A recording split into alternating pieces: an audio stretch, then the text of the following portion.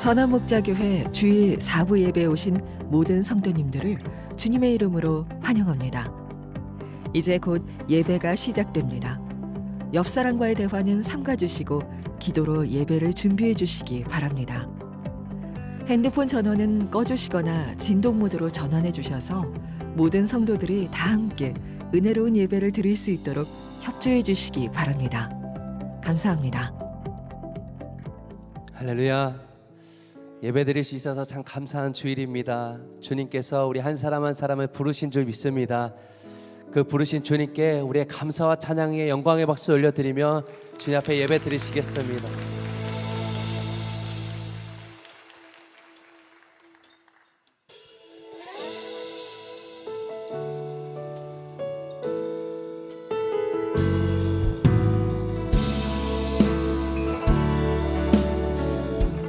고개 들어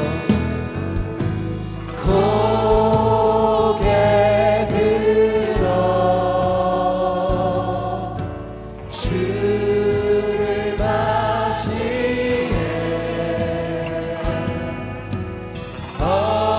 엎드리어 경배하며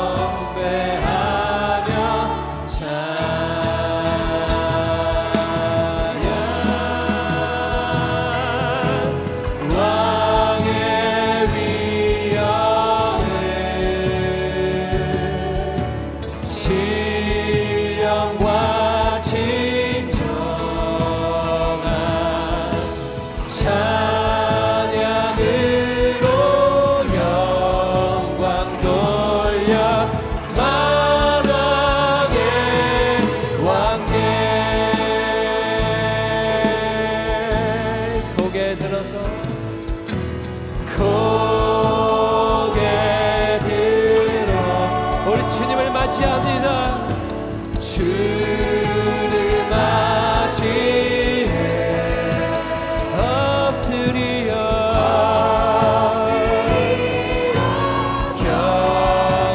경배하며 찬양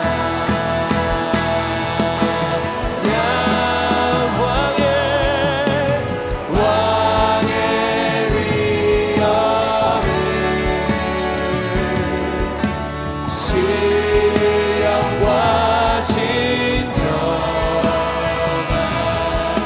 찬양으로 영광 돌려 우리 시간 모두 자리에서 일어나셔서 거룩하신 주님 앞에 나아갑니다.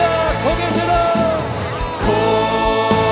고개 들어 주를 맞이해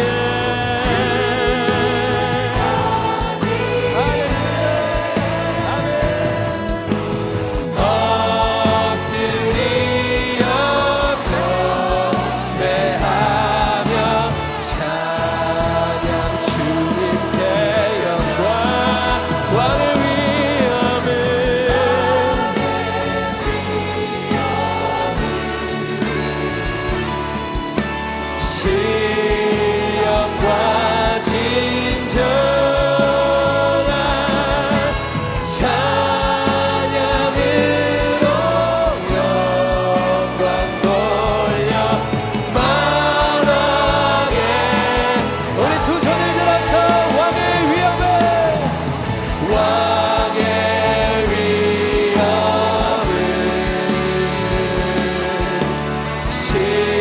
신령과 진정 우리의 모든 찬양을 주님께 드립니다. 영광 돌려 만왕의 왕께 찬양으로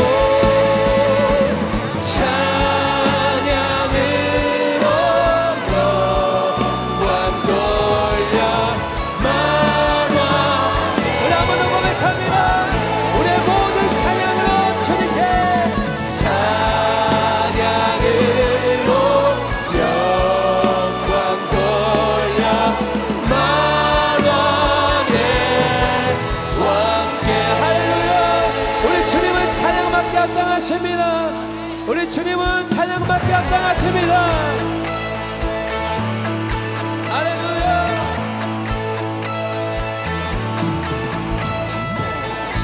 예수 열방의 소망, 예수 우리의 위로자, 주는 온 땅에 영원한 소망. 예수 어둠 속에, 예수 어둠 속에 빛, 예수 변함없는 진리,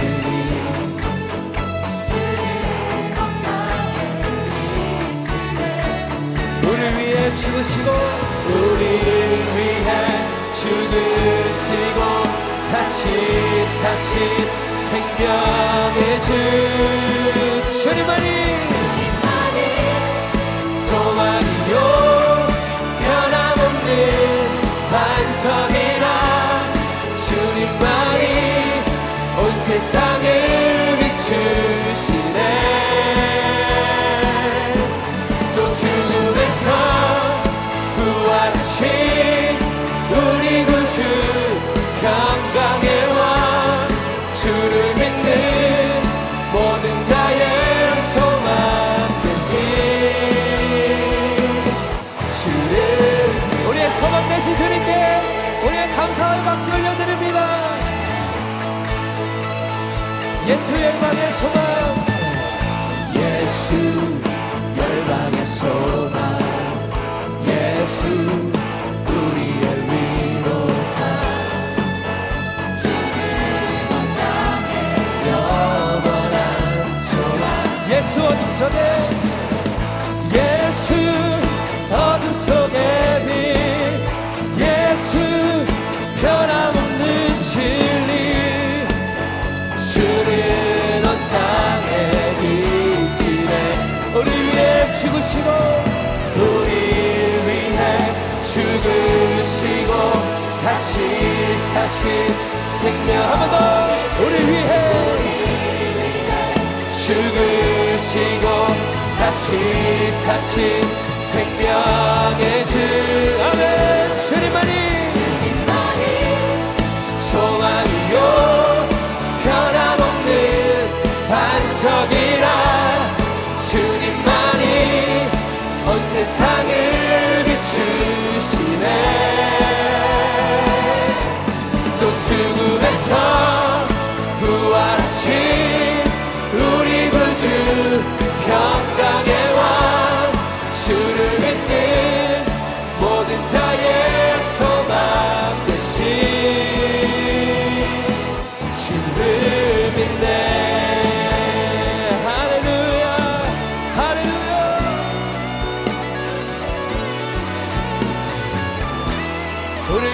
죽으시고, 우리 위해 죽으시고 다시 사신 생명의 주, 우리 위해 죽으시고 다시 사신 생명의 주, 우리 위해 죽으신 주님께, 우리 위해 아멘. 죽으시고 다시 사신 생명, 우리 위해 죽으시고 부활하신 주님께, 죽으시고 다시 사신 생명의 주, 주님만이 소망이요 변함없는 반석이라, 주님만이 온 세상을 비추시네. 또 죽음에서 부활하신 우리 구주, 평강의 왕, 주를 믿는 모든 자의 소망. 우리 목소리 높여서, 주님만이 소망이요, 주님만이 소망이요 변함없는 반석이라, 주님만이 온 세상을 비추시네. 또 죽음에서 부활하신 우리 구주, 평강의 왕, 주를 믿는 모든 자의 소망 되신 주를 믿네. 아멘. 주를 믿네.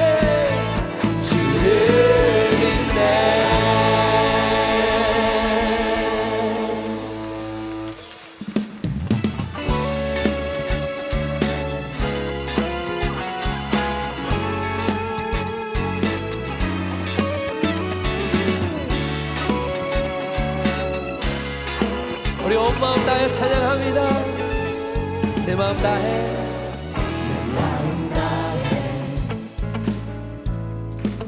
주 이름 찬양해 주 사랑 기뻐 말로 다 못한 주 앞서가며 주 앞서가며 길을 만드시네 오직 내 갈망 영원히 주 찬양 내 맘에 힘이 되신 주 영원한 빛이 되신 주 내 모든 오름이 주의 행하심 찬양해 주는 위대한 통치자 내 모든 것 주께 승복해 내 삶을 주의 불로 채우소서 내 마음 다해 주 이름 찬양해 주 사랑 기뻐 말로 다 못한 주 앞서가며 주 앞서가며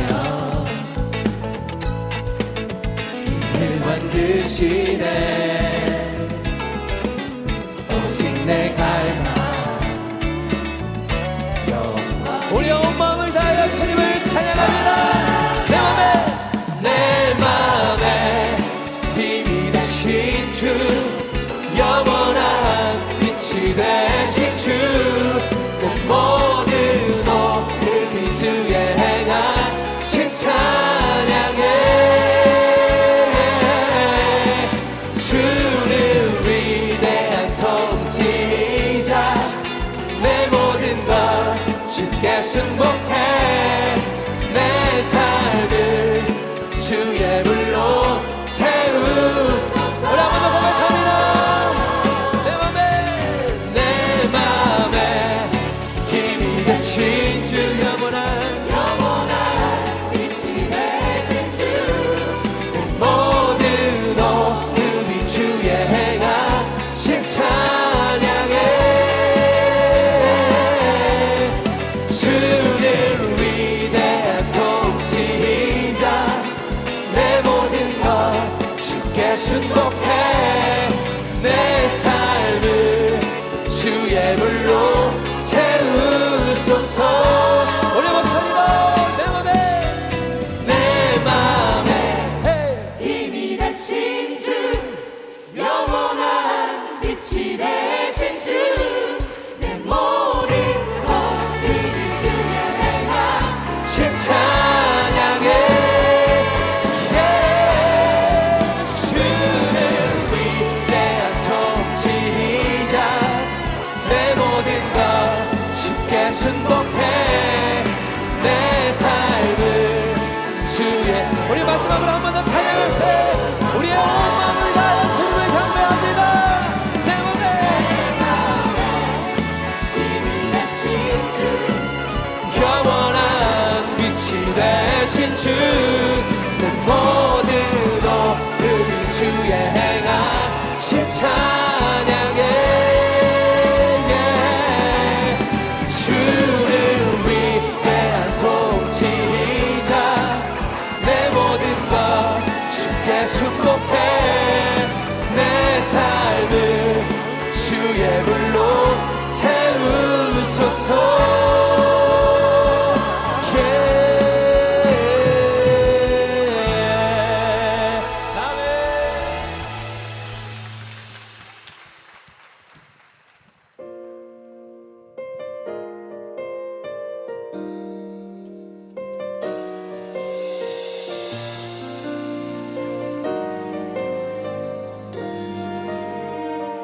주 앞에 나와 주 앞에 나와 제사를 드리네 마음 열어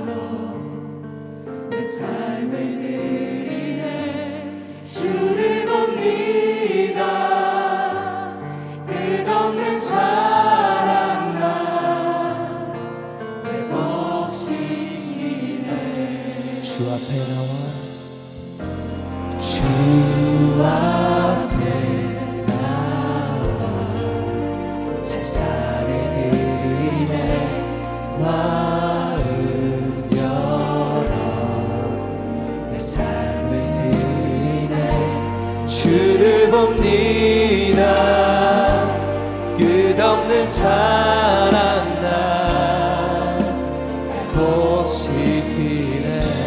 이제 눈 들어 이제 눈 들어 주 보내 그는 영날 새롭게 주님의 사랑 날 만지시니 내 모든 두려움 사라지네. 폭풍 속에도 주 붙들고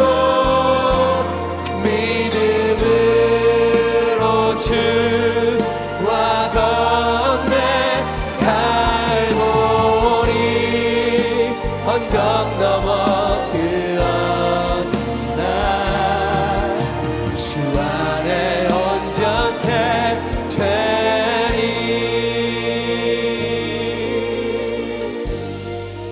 주 앞에 나와 주 앞에 나 제사를 드리네.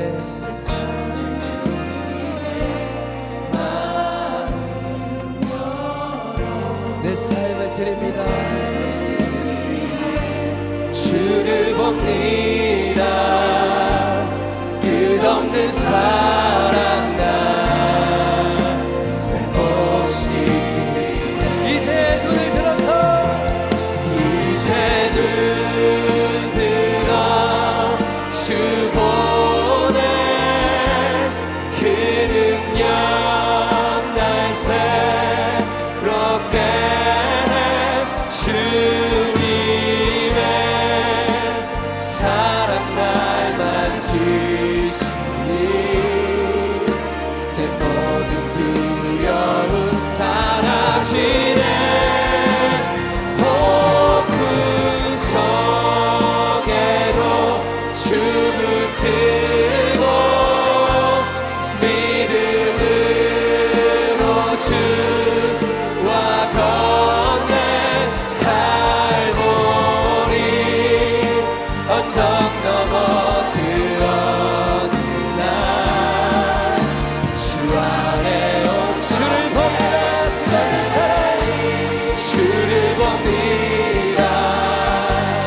끝없는 사랑 이제 우리를 회복시키십니다. 우리 목소리 높여서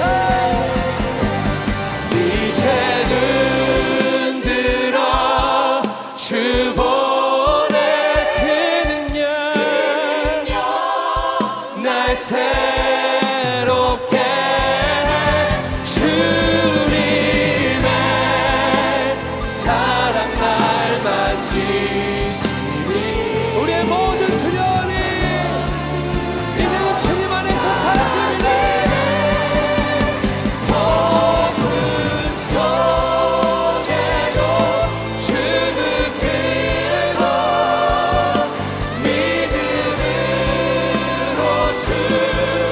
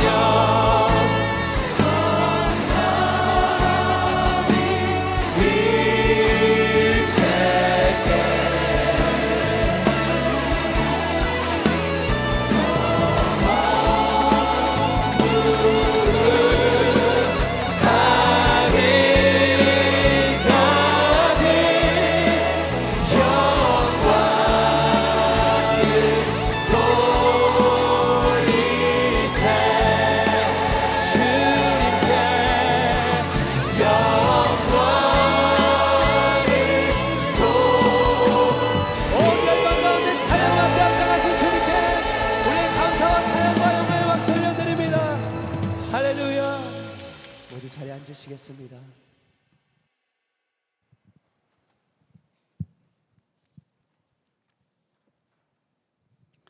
사랑과 은혜가 풍성하신 하나님, 한 주간도 주님과 동행함으로 은혜 속에 살게 하신 주님을 찬양합니다.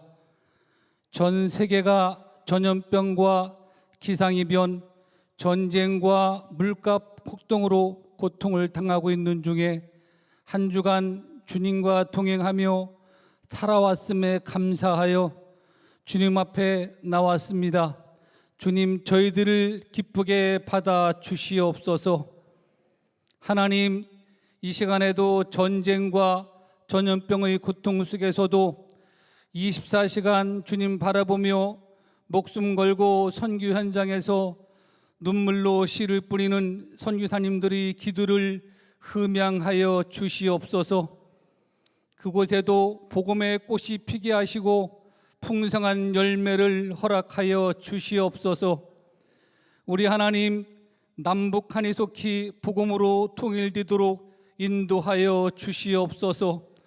북한 땅에도 생명을 소중히 여기고 평화를 사랑하는 사회적 문화적 환경이 열리게 하오시며 이를 통해 북한 사회주의 악함이 드러나서 민족의 염원인 평화 통일이 속히 오기를 간곡히 기도합니다. 하나님의 은혜로 이번 주에도 젊은이 교회 국내 해외 선교팀과 허그 차이나데이 익산 베델교회 부흥회와 주일학교 여름 성경학교의 큰 은혜가 임하는 역사를 허락하여 주시옵소서. 우리 하나님, 하나님의 은혜로 유기성 담임 목사님과 김다희 목사님이 동역에 은혜가 충만하여 온 교우들에게도 큰 복이 임하는 역사를 허락하여 주시옵소서. 오늘도 하늘문을 여는 더 브릿지 찬양대회에 온 성도가 주님 앞에 나와 춤추고 찬양하며 주님께 영광을 돌리는 귀한 찬양의 예배 속에 오직 주님만 나타내는 예배 되기를 소원합니다. 우리 하나님, 거룩한 하나님의 날에 귀한 하나님의 말씀을 들고 단위에 서시는 온유하고 겸손한 김다인 목사님 위에 성령 충만함을 허락하여 주셔서 말씀을 듣는 성도들에게 사람의 모략을 뛰어넘는 하나님의 지혜로 응답받는 승리의 예배되도록 축복하여 주시옵소서. 우리 하나님, 오늘 예배를 위하여 보이지 않는 곳에서 이름도 없이 빛도 없이 섬기는 주의 귀한 자녀들을 축복하여 주시옵기를 간절히 기도하오며 거룩하신 예수님의 이름으로 기도 올립니다. 아멘.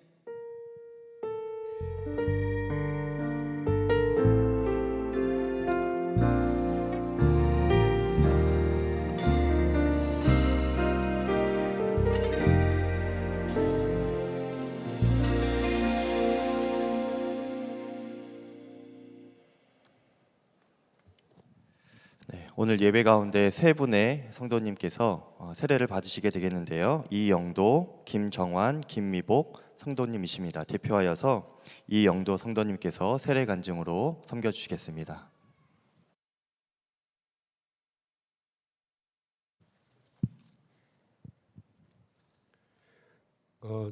저는 지금까지 무신론자로서 오로지 내가 세상의 중심이 되어 남을 이기기 위해 치열한 경쟁을 하며 불안한 삶을 살아왔습니다.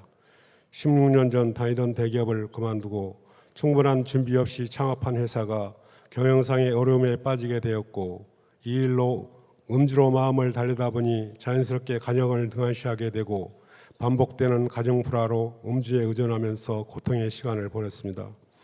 오랜 기간 교회에 다니시던 모친께서 작년 말 작고하신 후 생전에 저에게 수없이 교회에 나가서 하나님 말씀을 믿고 순종하라고 말씀을 유언으로 받아들이고 금년 1월 초에 제 스스로 회사 근처에 있는 선한 목자 교회에 나와서 등록을 하고 신앙생활을 시작하게 되었습니다. 저는 10주간 양육과정과 함께 성경 통독뿐만 아니라 여기성 목사님 설교 방송을 들으며 제 뜻대로 교만하게 살았던 크고 작은 죄들을 진심으로 회개하고 주님께 용서를 구하며 앞으로 하나님의 인도를 받으며 사탄을 대적하는 자로 살고 오직 예수님만 바라보고 순종하며 살아가기를 원하게 되었습니다. 성경을 2번 통독하면서 전지전능하신 하나님께서는 우리를 구원해 주시고 끝없이 사랑하시고 긍휼히 여기시며 용서하시고 때때로 징계하시어 우리를 단단하게 하시고 항상 너와 함께 동행하시며 나의 삶을 굳건하게 지켜주시고 계신다는 것을 믿게 된 것이 일생의 큰 기쁨이며 주님의 크나큰 은혜임을 깨닫게 되었습니다. 6개월 전 가족에게 제가 술을 안 마시고 교회에 나가서 신앙생활을 시작하겠다고 했을 때 가족들은 반신반의했는데 요즘 제가 점점 변화되는 모습을 보임에 따라 기뻐하는 마음으로 저를 조금씩 믿어주는 모습에서 작은 행복을 느낍니다. 아울러 작년부터 사업도 점차 회복되어 정상의 길로 접어들고 있습니다. 이 모든 변화가 주님의 놀라운 은혜라고 느낍니다. 그러나 저는 여전히 연약하여 크고 작은 죄를 지을 수 있는 불안한 사람입니다. 꾸준히 성경 공부와 기도를 통해서 겸손한 마음으로 하나님과 친밀하게 교제하면서 가족 모두를 교회로 인도하여 온 가족이 오직 하나님의 나라와 교회의 영광을 꿈꾸며 살아갈 것을 결단하며 주님께 나아갑니다. 이제 저는 예수님의 보혈로 저의 모든 죄가 깨끗해졌음을 믿습니다. 새 사람으로서 결코 옛사람으로 돌아가지 않고 제 안에 성령님의 인도하심을 믿고 주님께 순종하는 삶을 살겠습니다. 하나님께로 나아가길 기도해 주신 어머니의 소망대로 저와 함께 하시는 주님과 함께 영원히 살겠습니다. 저를 하나님의 자녀로 이끌어 주시고 저의 삶을 인도해 주신 생명의 주님께 모든 감사를 드립니다. 감사합니다.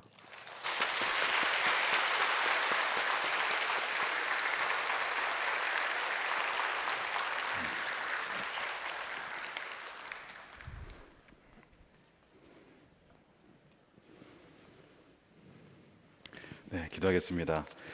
하나님, 우리 이영도 성도님, 김정환 성도님, 김미복 성도님 주 앞에 나와서 오늘 세례를 베풀게 하심을 감사합니다. 물로 세례를 베풀 때에 저의 모든 죄를 씻어주시고 성령으로 함께 세례를 베풀어 주셔서 평생토록 주님만 따르며 주의 말씀에만 순종하며 정말 주님이 기뻐하신 일에만 하나님 살아가는 귀한 주의 자녀로 살아가게 하여 주시옵소서. 하나님께서 늘 천군 천사와 하나님의 귀한 도우심을 누리는 귀한 저의 복된 삶이 되게 해 주시며 예수 그리스도를 증거하며 또한 선교적인 삶을 살아갈 수 있는 하나님의 자녀들이 되게 하여 주시옵소서. 감사드리며 예수님의 이름으로 기도드립니다. 아멘. 네, 우리 이영도 성도님부터 세례하겠습니다. 이영도 내가 성부와 성자와 성령의 이름으로 세례를 주노라. 아멘. 네, 우리 김정환 성도님.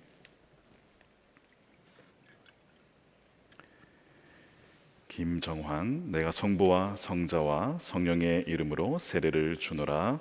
아멘. 네, 김미복 성도님. 김미복 내가 성부와 성자와 성령의 이름으로 세례를 주노라. 아멘. 네, 앞에 서시겠습니다. 앞에 서시고요. 네, 이렇게 서십시오. 이쪽으로. 네. 우리 인사하실 때 크게 박수로 축복해 주시기 바랍니다. 이영도 성도님과 함께 10주간 세가족 과정을 마치신 분들을 소개합니다. 이주영 집사, 김영수 성도, 정재강 집사, 권은영 집사, 박지선 성도, 나승수 집사, 서현숙 집사, 송지훈 집사, 장경곤 집사, 최한나 집사, 황유경 성도님이십니다. 바나바가 십자가 목걸이를 목에 걸어주시고 예수님의 마음으로 축복해 주시길 바랍니다. 여러분도 모두 축복의 찬양으로 함께 축복하겠습니다.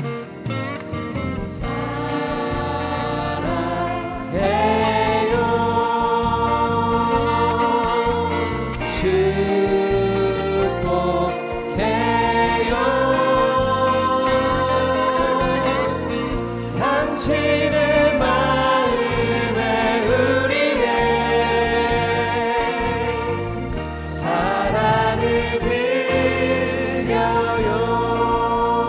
다시 한번 크게 박수해 주시기 바랍니다.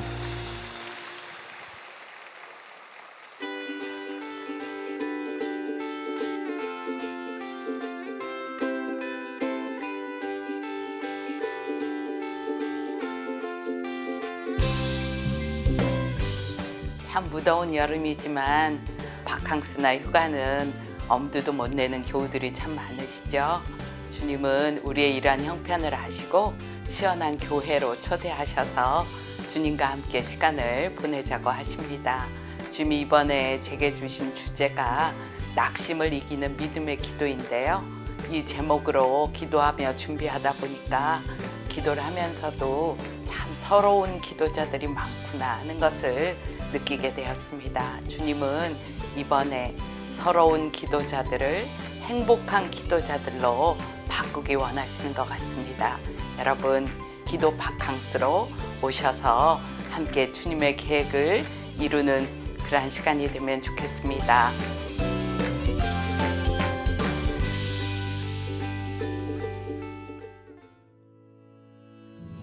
교회 소식을 알려드리겠습니다. 기도 바캉스와 속회 방학 동안 사용할 수 있는 기도 수첩이 제작됐습니다. 예배 후에 1층과 마가다락방 로비에서 수령하셔서 기도 바캉스를 준비하고 방학 동안 주님과 동행하는 데 도움 받으시기 바랍니다. 이번 주부터 예수님과 동행하며 누리는 감출 수 없는 기쁨이라는 주제로 유기성 담임 목사께서 금요 성령 집회 시리즈 말씀을 전합니다. 에녹 프로젝트가 내일부터 30일간 진행됩니다.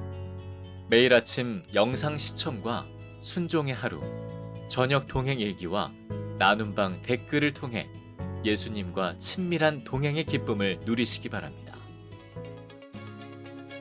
선한목자교회에 처음 오신 새가족 여러분을 환영합니다. 1층 새가족실에 가시면 교회 등록과 교회 생활에 대한 안내를 받으실 수 있습니다. 매일 1시간 기도와 예수 동행 일기를 통하여 주님과 동행하는 한 주 보내시기 바랍니다. 이 시간에는 다 함께 하나님을 경외하는 마음으로 자리에서 일어서시겠습니다. 오늘 우리에게 주시는 하나님의 말씀은 요한복음 11장 45절에서 53절까지의 말씀입니다. 마리아에게 왔다가 예수께서 하신 일을 본 유대 사람들 가운데서 많은 사람이 예수를 믿게 되었다. 그러나 그 가운데 몇몇 사람은 바리새파 사람들에게 가서 예수가 하신 일을 그들에게 알렸다. 그래서 대제사장들과 바리새파 사람들은 공의회를 소집하여 말하였다. 이 사람이 표징을 많이 행하고 있으니 어떻게 하면 좋겠습니까? 이 사람을 그대로 두면 모두 그를 믿게 될 것이요. 그렇게 되면 로마 사람들이 와서 우리의 땅과 민족을 약탈할 것입니다. 그 가운데 한 사람으로서 그 해의 대제사장인 가야바가 그들에게 말하였다. 당신들은 아무것도 모르고 한 사람이 백성을 위하여 죽어서 민족 전체가 망하지 않는 것이 당신들에게 유익하다는 것을 생각하지 못하고 있소. 이 말은 가야바가 자기 생각으로 한 것이 아니라 그 해의 대제사장으로서 예수가 민족을 위하여 죽으실 것을 예언한 것이니 민족을 위할 뿐만 아니라 흩어져 있는 하나님의 자녀를 한데 모아서 하나가 되게 하기 위하여 죽으실 것을 예언한 것이다. 그들은 그 날로부터 예수를 죽이려고 모의하였다. 아멘. 모두 자리에 앉겠습니다. 우리의 생각을 뛰어넘는 하나님의 크신 은혜가 여러분들 삶 가운데 충만하시기를 축복합니다. 코로나 재확산으로 인해서 여러 가지 염려가 있을 수 있지만 하나님께는 모르시는 것이 없고 우리의 삶은 주님이 인도해 가십니다. 미국 USC라고 하는 대학에서 오랫동안 철학 교수로 섬겼던 달라스 윌라드라는 분이 쓰신 책이 있습니다. 하나님의 모략이라는 책이죠. 꽤 두꺼운 책인데요. 그 책에서 그가 이런 얘기를 합니다. 하나님의 모략은 인류 안에서 오랫동안 일해 오신 하나님 나라의 숨은 역사다. 이 역사는 히스토리가 아니고 하나님의 일하심이다 라는 뜻입니다. 하나님의 모략은 잘 드러나 보이지 않을 때가 참 많이 있습니다. 하나님이 정말 역사하시는가, 우리 삶 가운데 일하시는가? 그것이 잘 드러나지 않기 때문에 때로는 의심을 합니다. 그러나 분명히 하나님은 역사하시고 또한 우리의 생각을 초월하셔서 그분의 방식대로, 그분의 지혜로 일하신다는 것이죠. 그래서 오늘 여러분들 중에서 오랫동안 어떤 하나님의 숨은 역사를 발견하지 못했거나 예전에는 경험했는데 좀 답답하고 또 하나님의 어떤 침묵하심 때문에 어려워하심을 겪는 그런 분들이 계시다면 오늘 메시지가 바로 여러분들을 위한 메시지입니다. 오늘 본문에 등장하는 사람들을 보면요, 두 부류로 나눠질 수가 있겠습니다. 한쪽은 하나님과 그분의 일하심에 동참하는 그분의 동역자들입니다. 바로 예수님을 믿음으로 그 나라의 동역자가 된 것이죠. 한편으로는 반역자가 되는 이들이 있습니다. 이 반역자들은 자신의 지혜로 살아간 사람들입니다. 인간의 지혜와 인간의 모략으로 살아갈 수 있다. 그래서 하나님의 모략을 믿지도 않고 또한 하나님의 모략을 거절하고 알지도 못하는 사람들이죠. 우리가 지난주에 그 나사로가 다시 살아나는 기적을 보았습니다. 놀라운 표적이죠. 그것을 보고 꽤 많은 사람들이 예수님을 믿게 돼요.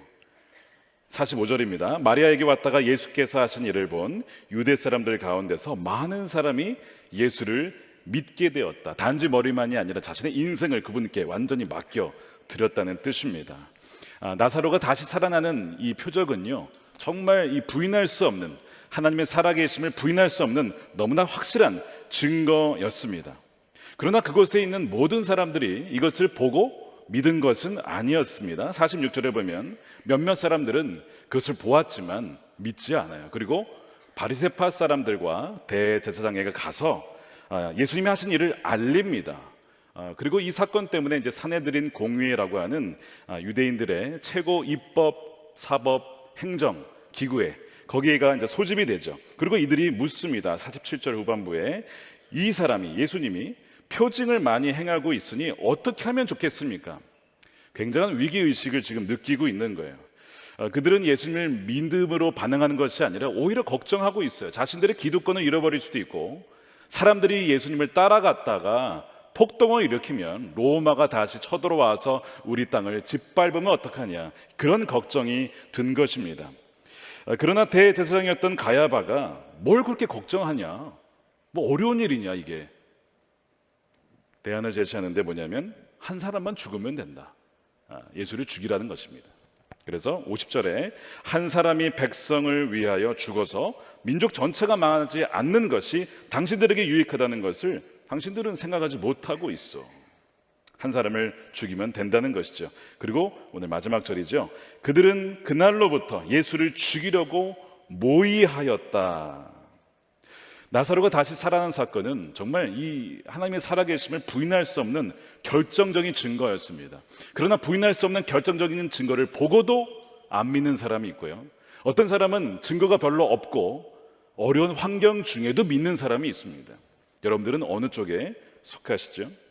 안타깝게도 이들은요, 예수님을 믿기는커녕 죽이려고 모의를 했다라고 했습니다. 이 모의하다, 계획하다, 혹은 헤아려 보다, 의논하다, 작정하다, 이런 여러 가지 의미가 있는데 모략을 짜내다, 부정적인 의미로 이 예수님을 죽이려고 어떤 계략을 짜내는 것을 의미하죠. 사람의 모략입니다. 잠언 15장에 보면 의논 없이 세워진 계획은 실패한다, 이렇게 되어 있습니다.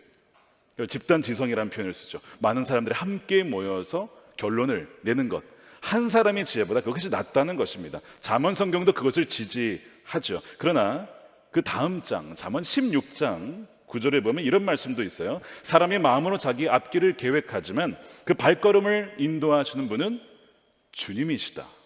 아무리 인간이 계획을 해도 하나님이 인도해 주지 아니하시면 완전히 무효가 될 수 있어요. 그것을 경고하고 있습니다. 그래서 사람의 모략이 등장하지만 오늘 본문에 보이지 않는 또 하나의 모략이 있습니다. 그것이 바로 하나님의 모략입니다. 윌라드 교수가 말한 대로 오랫동안 일해온 하나님 나라에 숨겨진 그분의 일하심, 이게 하나님의 모략이에요. 근데 본문에 그것은 숨겨져 있습니다. 하나님이 계획을 짰다, 하나님께서 직접 일하셨다, 이런 표현은 나오지 않습니다. 근데 본문의 이면을 가만히 살펴보면요, 사람들이 행동하고 결정하고 말하는 것 안에 하나님의 역사가 그 안에 담겨 있어요. 예를 들어서 50절에 보면 가야바가 이런 말을 했어요. 한 사람을 위하여서 민족 전체가 그 사람이 죽어서 전체가 망하지 않는 것이 우리에게 유익하다, 이런 말을 했죠. 사람이 모략입니다. 악한 계획이에요. 대의를 위해서 소수를 희생시키자는 것입니다. 그런데 51절과 52절에 보면 이 말이 예언이었다는 것입니다. 51절이죠.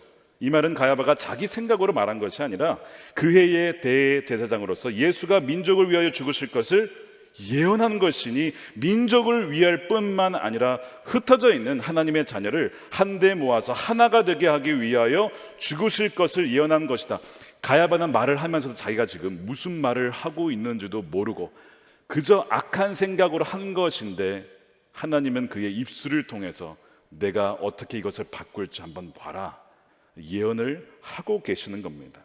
하나님은 악한 모략까지도 사용하셔서 그분의 뜻과 계획을 한치의 오차도 없이, 한치의 늦으심도 없이 지난주에 살펴보았듯이 그분의 뜻대로 일하신다는 것이죠. 바로 십자가의 구속입니다. 예수님을 어린 양, 유월절 어린 양, 그래서 반드시 유월절 그때 죽으셔야만 했고, 유월절 어린 양은 누구에 의해서 죽습니까? 대제사장인데 바로 그 대제사장 가야바의 입술에서 한 사람을 죽이겠다라는 말이 나오잖아요. 완벽하게 하나님의 뜻대로 가고 있어요. 한쪽은 사람의 모략이 어떻게든 예수님을 죽이려고 하지만, 그러면 그럴수록 하나님의 계략과 하나님의 지혜, 그분의 방식대로 진행이 되고 있는 것입니다. 사람의 모략은 절대로 하나님의 모략을 당해낼 수가 없는 것이죠. 그래서 오늘 이 말씀 우리에게 경고합니다.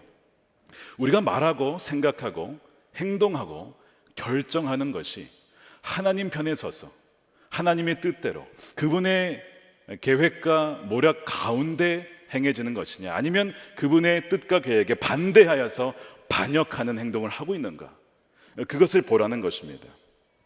만약 그렇다고 한다면, 우리가 정말 주님의 뜻에 순종한다면 그분과 함께 흩어진 양들을 모으는 동역자요 동반자일 겁니다. 하지만 그분의 뜻에 거역하고 불순종한다면 반역자가 될 수밖에 없는 것이죠.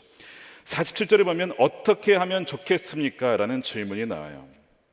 아마 여러분들 중에 하나님, 제가 어떻게 이 삶을 끌어가야겠습니까? 결정을 해야겠습니까? 고민하신 분들 분명히 계실 거예요. 계획을 하고 계신 분들 중에 분명히 고민하실 겁니다. 이때에 어떻게 해야 나의 유익이 될 것인가만으로 결정해서는 절대로 안 됩니다.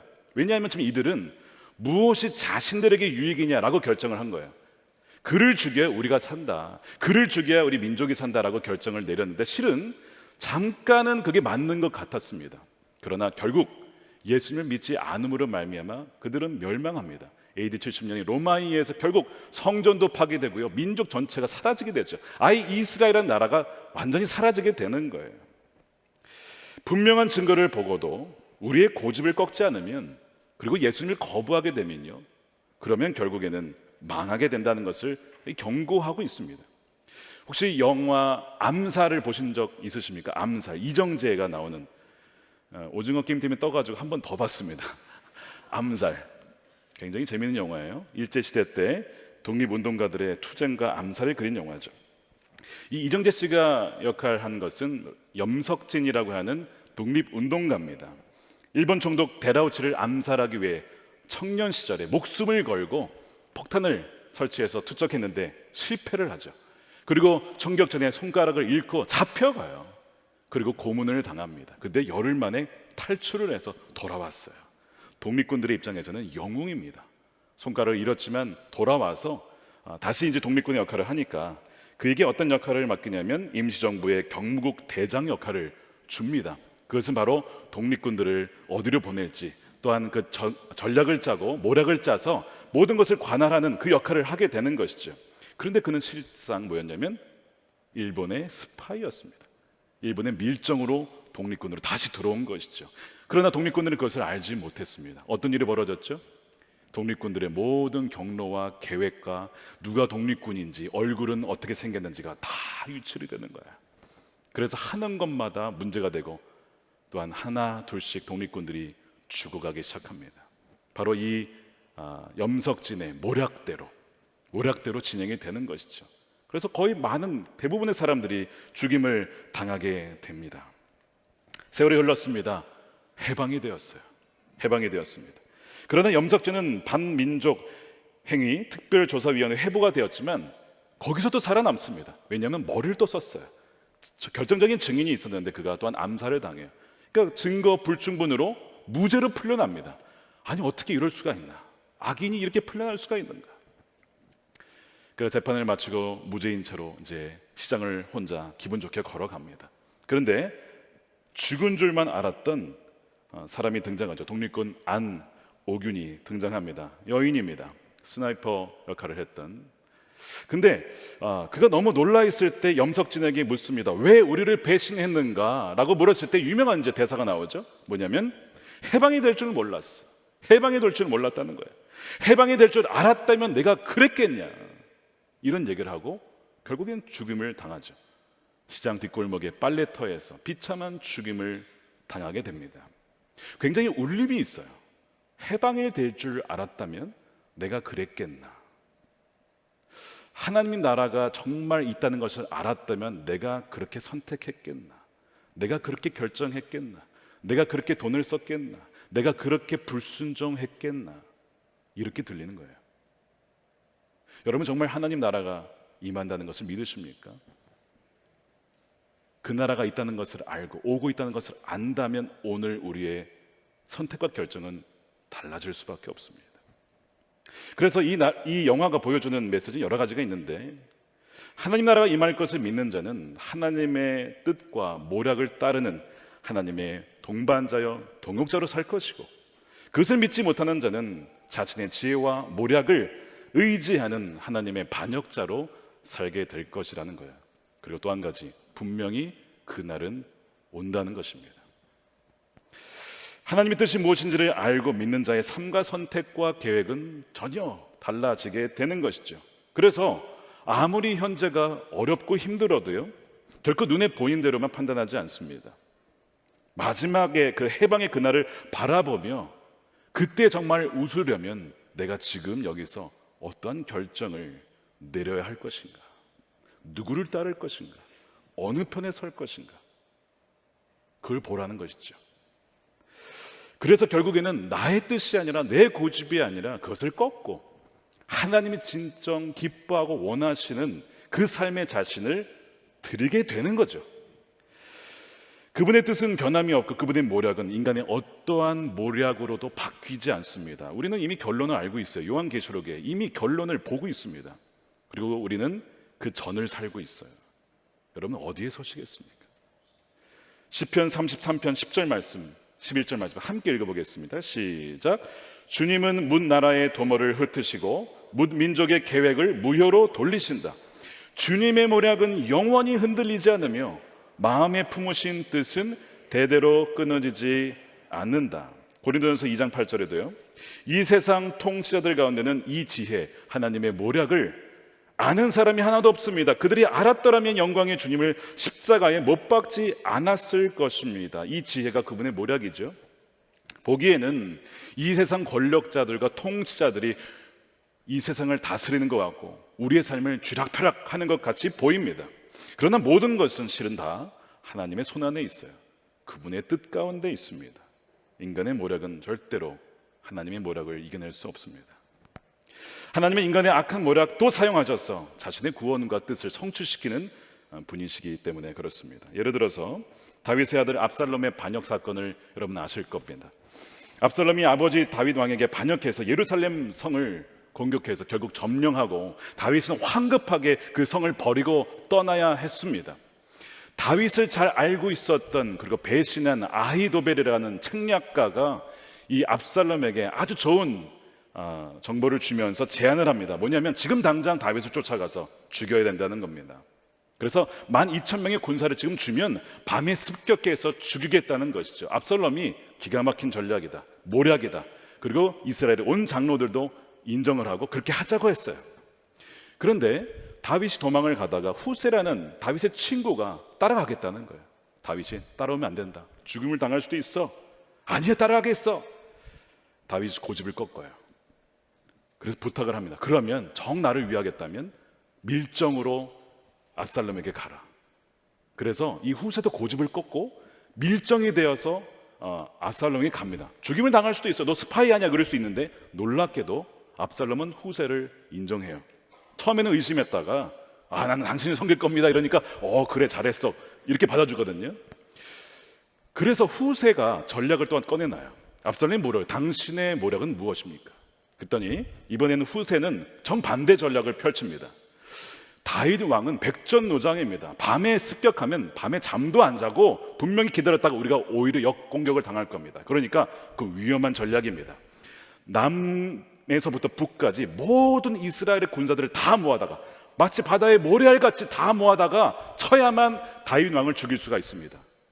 여러분 어떻습니까? 무슨 전략이 더 나은 것 같아요? 급습입니까? 나는 급습이다. 아니면 다 모아서 쳐야 된다. 이것도 너무 좋아 보이는 거예요. 그래서 압살롬이 이거 너무 좋다. 그리고 장로들도 다 동의를 해요. 그래서 후세의 전략이 채택이 됩니다. 그러나 여러분 결과는 어떻게 되는지 아실 겁니다. 압살롬이 패배를 하게 되죠. 후세의 전략은 다윗에게 시간을 주기 위한 시간 끌기 전략이었어요. 다윗은 준비를 다 하고 있었습니다. 근데 성경은요, 이런 지금 모략 싸움에서 하나님이 어떻게 개입했는가를 이렇게 설명을 하고 있습니다. 사무엘하 17장 14절에 압살롬과 온 이스라엘 사람이 아렉 사람 후세의 모략이 아히도벨의 모략보다 더 좋다고 찬성했다. 주님께서 이미 압살롬이 재앙을 당하게 하시려고 아히도벨의 좋은 모략을 좌절시켰기 때문이다. 압살롬은 어떠한 압박도 받지 않았습니다. 후세의 전략을 취해야 됩니다. 어떠한 압박을 받지 않았고 아주 자유롭게 자신이 생각하기에 가장 좋다고 여겨지는 전략을 택한 거예요, 그가.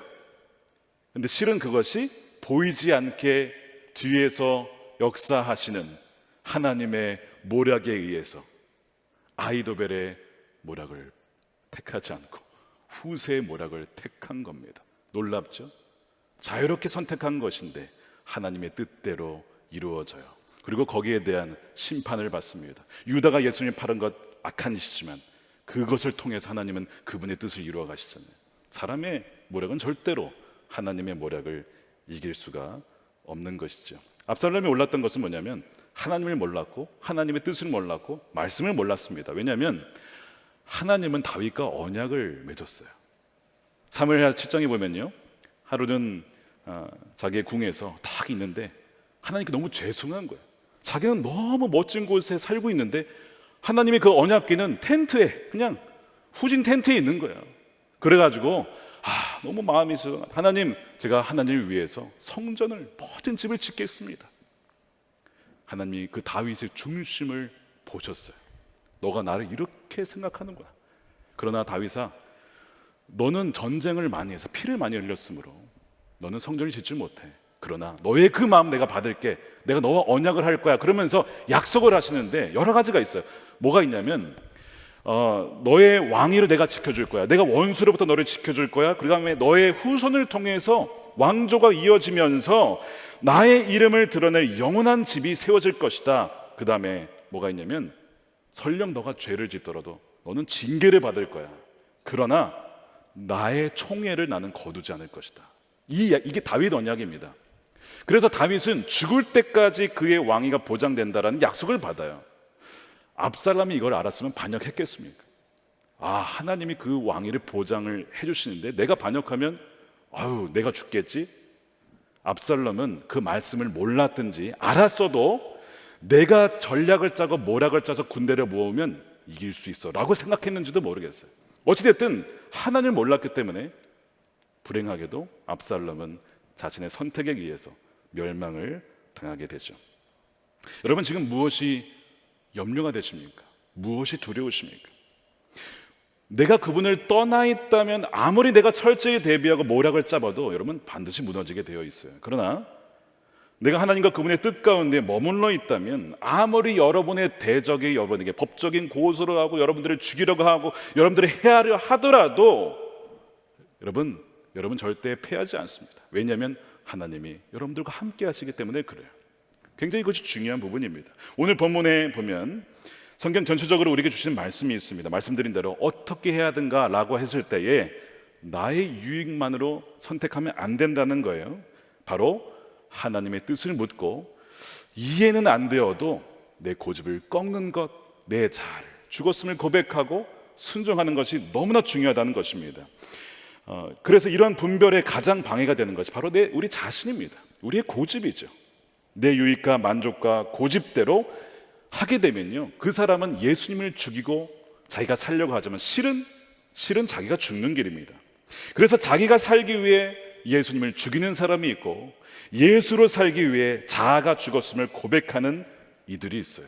여러분들은 어느 쪽이십니까?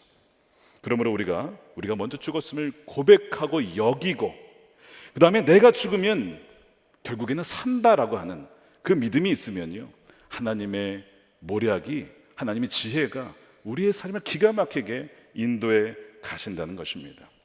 그러나 결국 자아가 죽지 않으니까 사실상 예수님을 죽이게 되는 것이죠. 오늘 47절에 바리새인들을 찾아온 이들이 어떻게 하면 좋겠습니까? 라고 물었죠. 고집을 꺾었다면 대제사장이 이런 얘기를 했을 거예요. 그것은 하나님의 놀라운 섭리와 계획 가운데 벌어지는 일입니다. 그대로 두십시다. 이렇게 했을 겁니다. 그런데 자기 생각대로 판단하니까 예수님을 죽이려고 하고 염려가 돼요. 로마가 쳐들어오면 어떡하지? 폭동이 일어나면 어떡하지? 우리 안에 있는 염려는 한편으로 우리가 온전히 주님을 신뢰하지 못하고 그분의 계획과 그분의 모략을 온전히 따르지 못한다고 하는 증거일지도 모릅니다. 나의 지혜를 너무나 의지하고 있는 것이죠. 헨리 나우엔이라는 분이 쓴 책입니다. 여기 지금 우리와 함께 하시는 하나님이란 책에서 이런 얘기를 해요. 참 우리는 현재에 사는 것이 어렵다. 왜냐? 과거에 내가 행한 죄의식 때문에, 죄 때문에, 그 죄의식 때문에 내가 그러지 말았어야 하는데 그것이 계속 나의 삶을 붙잡는 거예요. 한편으로는 이런 일이 벌어지면 어떡하나, 염려와 근심, 미래에 대한 근심, 그 과거와 미래가 우리를 붙잡고 있어서 현재를 제대로 살지 못한다, 현재에 사는 것이 참 어렵다, 이런 얘기를 한다는 거죠. 근데 그가 이런 얘기를 합니다. 우리가 현재를 사는 것이 어려운 이유는 우리의 과거 때문도 아니고 우리의 염려되는 미래 때문도 아니다. 바로 지금 우리와 함께 하셔서 정확하게 나를 인도하시는 하나님을 보지 못하기 때문이다. 사도행전 2장 37절입니다. 거기에 보면 거기에도 우리가 어떻게 하면 좋겠습니까? 라는 말을 하는 사람들이 나옵니다. 그들은 누구냐면 예수님을 죽이라고 외쳤던 사람들이었어요. 근데 성령께서 오순절에 강림하셔서 베드로와 백유신 문도와 사람들에게 임하였습니다. 교회가 탄생한 것이죠. 베드로가 성령 충만하여서 바로 그 사람들, 예수님을 죽이라고 외쳤던 그 사람들에게 설교를 해요. 그러면서 무슨 얘기를 하냐면 사도행전 2장 23절에 이 예수께서 버림을 받으신 것은 하나님이 정하신 계획을 따라 미리 알고 계신 대로 된 일이지만 당신들은 그를 무법자들의 손을 빌어서 십자가에 못 박아 죽였습니다. 당신들이 죽였다는 거예요. 마음에 이들이 찔림이 왔어요. 이런 마음에 찔리는 것은 그냥 찔리는 게 아니에요. 성령님께서 찔러주지 아니하시면요, 여러분 다 그렇게 반응하는 것이 아닙니다. 어떤 사람은 양심이 악해서요, 아무리 말씀을 주어도 반응 안 하는 사람들이 많습니다. 근데 이들의 마음에 각성이 됐어요. 마음에 찔려서 형제들이여, 그러면 우리가 어떻게 하면 좋겠습니까? 우리가 예수님을, 그 메시아를 죽였는데 우리는 이제 완전히 망한 것입니까? 라고 묻죠. 그때 베드로가 회개하십시오. 회개하시면 성령께서 여러분들에게 함께 하셔서 여러분들의 모든 과거를 다 지우시고 새로운 삶을 주실 것입니다. 이들이여 회개합니다. 저희가 몰랐습니다. 정말 주님 몰랐습니다. 회개하고 세례를 받는데 하루에 그날만 3,000명이. 근데 그들이 누구였다고요? 일부 예수님을 죽이라고 외쳤던 그 사람들이 초대교회의 창립 멤버가 되는 거예요. 그들은 예수님을 죽이라고 하였지만 하나님은 그것을 바꾸셔서 초대교회의 창립 멤버로 바꾸시는 거예요. 이것이 하나님의 모략이죠. 모퉁이돌 선교회라고 하는 북한 선교를 하는 선교회가 있어요. 거기 이삭 목사님이 대표십니다. 2006년에 제가 청소년부 선교회 때 수련회 때 한번 강서로 초청해서 말씀을 들었는데 너무나 귀한 분이세요. 2015년에 캔자스에도 그분이 오셔서 저희 교회는 아니었지만 옆 교회에 오셔서 집회에 참석한 적이 있습니다. 그때 이 간증을 하셨어요. 본인이 1991년 11월쯤에 중국 쪽에서 북한을 왔다 갔다 하면서 선교를 하던 때였습니다. 그때 중국 공안들이 이분을 알았어요. 아, 이 선교사구나, 목사구나. 그래서 어떻게 하면 저를 잡아다가 죽일까 고문을 할까 모의를 하고 있었습니다. 그러다가 어느 날 호텔에 있었던 그를 잡아다가 고문을 하기 시작하는데 영하 20도의 냉동실에 처박아 놓고 물고문하여서 막 배가 남산처럼 되고요. 그 다음에 자신이 도무지 견딜 수 없는 고난, 자신의 변을 먹게 하고 막 이 80시간 동안 혹독한 고문을 당합니다. 얼마나 고통스러웠는지 기억을 잠시 상실할 정도로 참 어려운 시간을 보냈어요. 나중에 겨우 회복은 되었지만 이런 의구심이 들었대요. 하나님, 제가 그렇게 물고문 당하고 전기고문 당하고 할 때 하나님 어디에 계셨습니까? 하나님 뭐 하고 계셨습니까? 라고 하는 의구심이 들더라는 거예요. 매질이 당할 때 하나님 어디에 계셨습니까? 그런데 하나님 어떠한 질문에도 답변을 안 하시더래요. 근데 이분이 어릴 적부터 배운 것이 있었습니다. 부모에게 순종하는 것이 하나님께 순종하는 것이다. 전쟁 중에 어머니께서 애야 성경을 읽어라. 예 어머니. 성경을 2번 전쟁 중에 읽었대요. 너 목사 되라. 예 어머니. 너 목사 되면 갈 나라가 있어. 예 어머니. 몽골, 소련, 중공 그리고 북한에 가라. 예 어머니. 어릴 적부터 예 어머니. 머리가 이해가 안 돼도 예 어머니. 그런 순종의 훈련을 받았기 때문에 그것이 어떻게 바뀌었어요? 예 하나님. 2015년에 그분이 내신 첫 책이 제목이 예 하나님. 내 머리로는 이해가 안 되는데 왜 이런 고난을 주시고 고문을 주시는지 이해가 안 되는데 가라고 하셔서 갔습니다. 예 하나님. 오늘 세례 받으신 우리 성도님, 야 교회 가서 하나님 말씀에 순종해라. 그 유언 예 어머니 하고 오신 거죠. 하나님의 지혜와 모략은 나의 머리로 다 이해할 수 없으니까 예 하나님. 그렇게 13년이 흘러갑니다. 14년이 지난 어느 날 목사님이 중국에 다시 그 어느 거리에 다시 또 그걸 가요. 또 거기를 한 여인이 자신을 알아보고 미행하고 있다는 것을 알아차렸어요.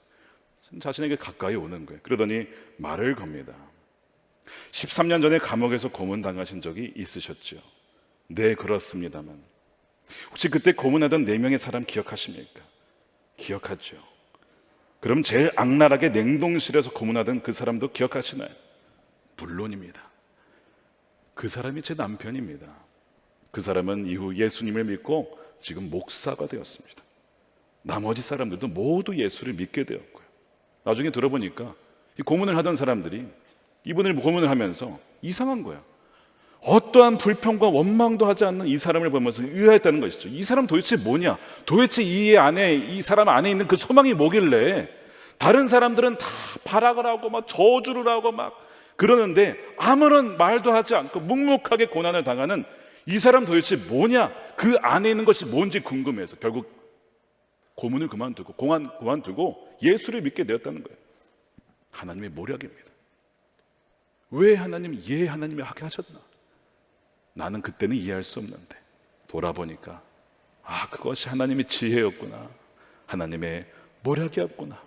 이것이 아니면 그렇게 악독하고 마음이 굳은 그 사람들을 변화시킬 수 없기 때문에 그걸 통해서 변화시키려는 하나님의 모략이었구나. 지난 2022년 1월에 여기서 이제 발간하는 카타콤이라는 소식지가 있어요. 거기에 보니까 이런 글이 실려 있었습니다. 중국이 북한의 성경 보고를 막고 코로나 때문에 복음로가 다 막혔습니다. 김정은 정권 국경을 완전히 봉쇄해버렸죠.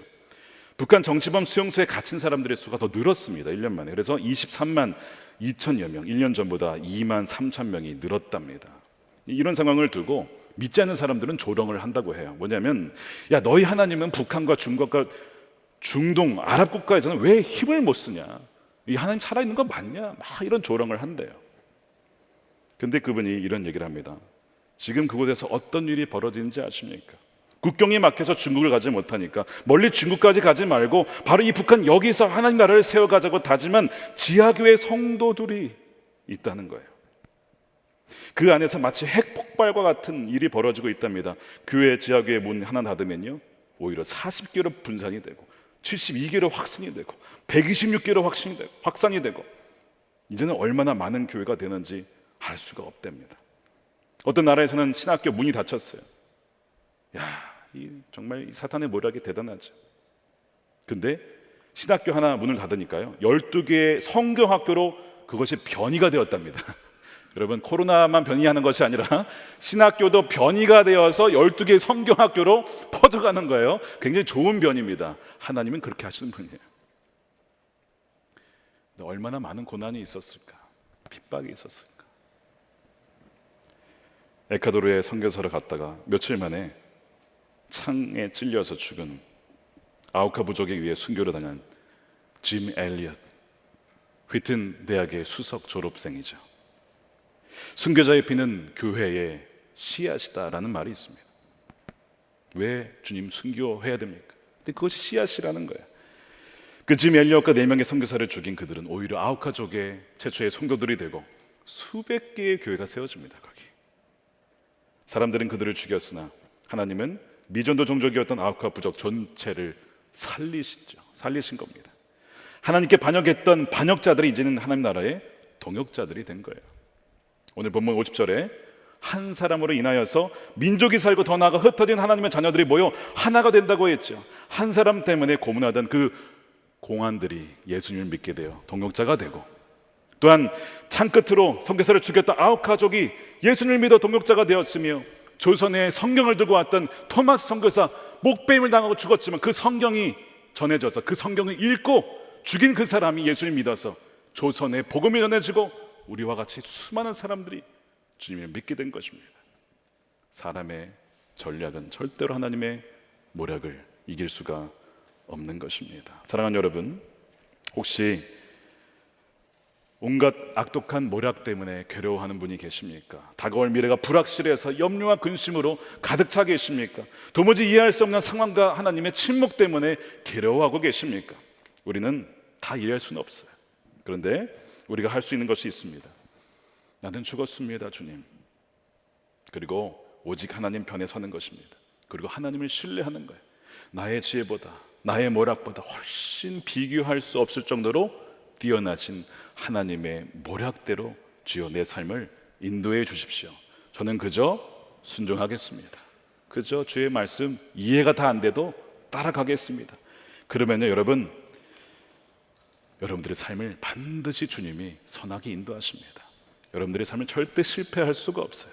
하나님이 정확하게 이끄시기 때문에 그렇습니다. 이 믿음 가지고 하나님과 우리 주님의 동역자로, 또한 동반자로 그렇게 신실하게 살아가시는 저와 여러분들의 삶이 되시기를 주님의 이름으로 축원합니다. 우리 기도하겠습니다. 우리 두 가지 놓고 기도했으면 좋겠습니다. 하나님, 나의 생각과 계획과 전략 잠시 내려놓고, 나의 유익 내려놓고, 이것이 하나님 나라에 갔을 때에 정말 잘한 결정입니까? 너무 잘했다라는 결정이 되기를 원하고, 너무 잘했다라는 행동이 되기를 원합니다. 때로는 이해가 안 돼도 하나님은 우리의 지혜보다, 우리의 무력보다 훨씬 뛰어나시니까 그것을 신뢰하며 나아갑니다. 지금 여러분 이해할 수 없는 것 있습니까? 그런데 순종해야만 같은데 이해가 안 돼요. 여러분, 그거 분명 하나님의 길입니다. 자신을 드리십시오. 반드시 하나님께서 여러분의 삶을 인도하셔서 여러분 한 사람을 통해서 많은 사람을 살리실 거예요. 두 번째로 기도할 때 우리 북한을 위해서 기도해 주십시오. 북한 수용소에 23만 명, 여러분 누구겠습니까? 거의 대부분 그리스도인들입니다. 예수님을 믿다가 잡혀간 사람들, 성경 읽다가 잡혀간 사람들, 우리 북한을 위해서 이 시간 또 함께 우리 기도하며 나아가도록 하겠습니다. 하나님 감사합니다. 주님, 우리의 삶에 그곳에 나 있기 원합니다. 하나님의 지혜와 모략을 내려놓습니다. 하나님의 지혜와 하나님의 모략을 아버지 우리를 인도하여 주시옵소서. 삶이 어떤 형편이 있을지라도 때로는 이해가 되지 않을지라도 하나님이 우리의 삶을 정확하게 이끄신다는 것을 믿고 나아가는 우리 삶이 되게 하여 주시옵소서. 그 한 사람을 죽이려고 하였지만 오히려 그 한 사람으로 말미암아 민족이 살고 온 열방이 살게 되어지는 놀라운 하나님의 역사를 보게 하여 주시옵소서. 지금도 하나님의 국가를 예수 그리스도로 인하여 죽임을 당하는 수많은 이들을 기억하여 주시고 억눌린 문제의 백성을 해방시켜 주시고 풀어주시옵소서. 아버지 물정을 공의를 여겨주시고 아버지 하나님의 물정을 시켜주시고 하나님의 아버지 공의를 있는 그 땅에 되게 해주시고 회복을 더하여 주시옵소서. 하나님 그렇게 하시면 주님을 찬양하며 이그 아버지 나갈 수 있도록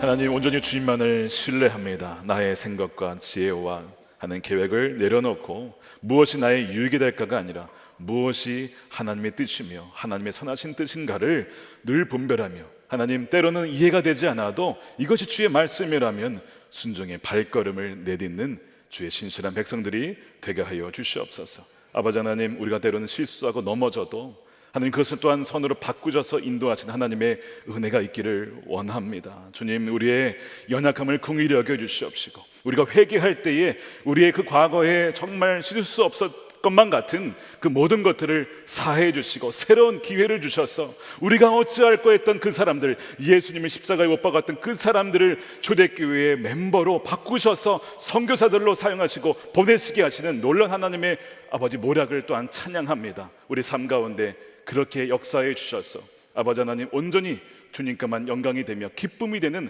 복된 삶을 살아가게 하여 주시옵소서. 이 시간에 모든 염려와 근심 학원인들에게 하나님의 지혜로 함께 해주셔서 모든 걱정이 떠나가고 참된 평강으로 주님과 함께 한 걸음 한 걸음 나아가며 주님의 지혜대로 그래서 우리의 발걸음을 인도하시는 분이 내가 아니라 주님이심을 신뢰하는 귀한 믿음 우리 모든 성도님들에게 허락하여 주시옵소서. 이 시간에 귀한 것으로 구별하여 11조로 감사헌금으로 건축헌금으로 선교헌금으로 구제헌금으로 주님께 올려드릴 때에 저들의 삶이 복되게 해주시고 더욱더 베풀며 흘려보낼 수 있는 정말 요셉의 창고와 같은 곳이 되게 하여 주시옵시고 쓰이는 곳곳마다 해방이 되어지고 살아나고 하나님께 돌아오는 놀라운 역사 있게 하여 주옵소서. 아버지 하나님 북한 땅을 긍휼히 여겨주시고 23만 명의 수많은 수용소의 백성들 뿐만 아니라 북한에 있는 억눌린 백성들을 주여 풀어 주시옵소서. 하나님 복음으로 하나님 속히 통일되게 하여 주시고 악한 정권이 무너지게 하여 주시고 하나님께 영광이 되어지는 그 나라가 되게 하여 주시옵소서. 아버지 하나님 장대현 교회가 있었던 곳에 김일성 동상이 세워졌는데 하나님 다시 그곳에 교회가 세워지게 하여 주시고 평양의 대부흥이 다시 일어날 수 있도록 한반도를 주여 긍휼히 여겨 주시옵소서. 온 열방 가운데 복음이 전파되어 마라나타 주 예수를 아버지 오심을 바라보는 우리 모든 주의 백성들이 되게 하여 주시며 선교주에서 지금도 신실하게 그 땅을 지키며 나아가는 우리 선교사님들에게 새 힘과 새로운 부흥의 역사를 허락하여 주옵소서. 감사하며 우리 주 예수 그리스도의 이름으로 기도드립니다. 아멘. 다 같이 일어나셔서 우리 찬양하겠습니다.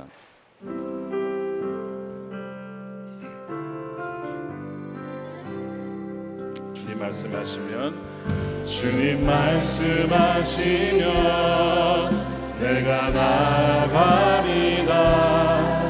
주님 뜻이 아니면 내가 멈춰서리다.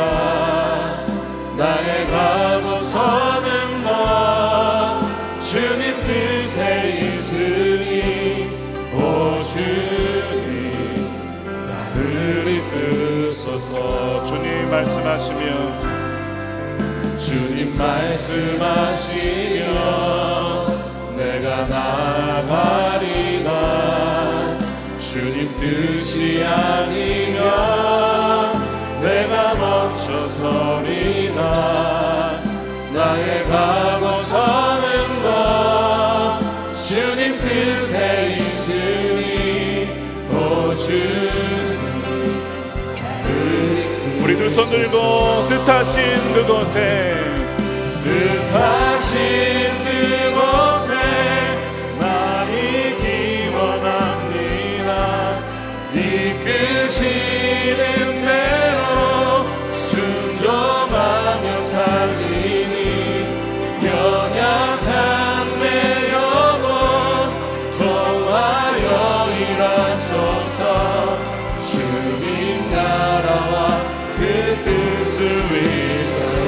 뜻하신 그곳에 날이 기원합니다. 이끄시는 대로 순종하며 살리 연약한 내 영혼 통하여 일하소서. 주님 나라와 그 뜻을 위하여